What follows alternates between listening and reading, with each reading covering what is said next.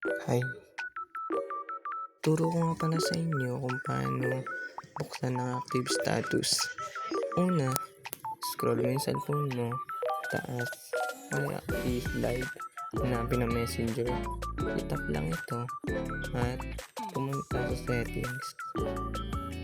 Menu, sabay pindot ng settings, tapos scroll mo. May makikita ka diyang active status.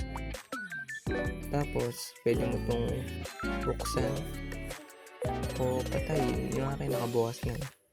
Tapos, pindutin mo dyan for until 8 for 8 hours for 1 hour until 1 I change it. And guys, yung akin pinatay ko muna para makita nyo. Tapos yan, binuksan ko. And guys,